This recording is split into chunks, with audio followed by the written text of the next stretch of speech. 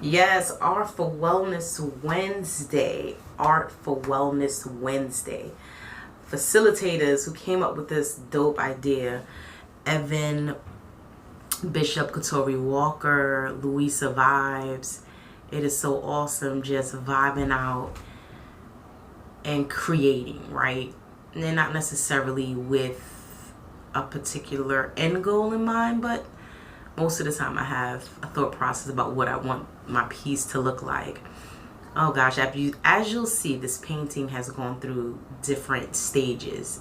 What it starts off like is not what it ends up.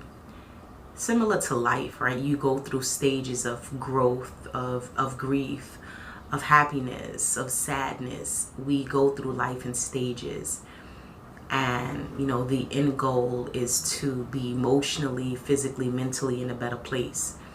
And, you know, Art for Wellness Wednesday, Fantasy and Color, We Dream of Color. There's so many WPA Arts. There's so many organizations that are providing, you know, this ability for people to just woosah, right? Just to find your center again.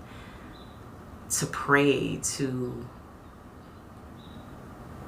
pray, you know, and ask God to guide you into your next step, you know, help you deal with your next emotion. So in this painting, emotionally, I was frustrated at a certain point when it wasn't looking like what I needed to look like. I take this opportunity, you know, when I paint live, also to take risk.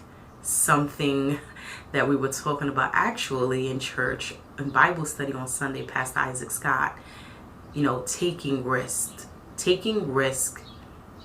from your personal standpoint, but the risks that are guided by God. So what is a risk to us in our human form is God's plan and God's purpose, and allowing God to lead you and guide you and move you into your next level of growth, into your next level of life, into your next level of spiritual happiness, mental happiness, as we go through human emotions, because we are human first.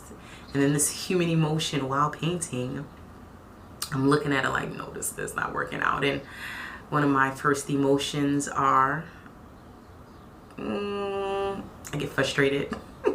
I get quiet, you know, and my husband is painting as well, and he's like, what's wrong, babe? And I'm like, and he's like, oh, what's wrong? How can I help? And it's crazy, is as much as you want the help, you fight the help, right? So he's trying to help guide me through this emotion, right, of frustration, and then continue past that. So not just know I'm frustrated and stay there, to continue to move forward. And, you know, and not only with that positive energy coming from him, I actually had to find the positive energy within myself, right? So I have to talk to myself in my head like, Rosette, don't give up. Rosette, don't give up. Rosette, don't give up. Rosette, don't give up. And so you'll see the changes. And so Sean put together a dancing breakdancer person in his piece, and that gave me the energy to flip the script. And as you see, I flipped it. I thought of a radio. I thought of a father and a son passing that energy, your creativity, your zone, you know, whatever gifts that God has given you, whatever that creative zone is, passing that down from the elder to the young person, being supportive and trying to figure out what your children like, as you guide them through this process called life. And hopefully you're not doing it by yourself. Hopefully, you know, you're leaning on your family and your friends, conversations from ancestors that are no longer with us, God, especially during this time. Lean on God to get you through. And this is what it became, and I actually love it. I love it.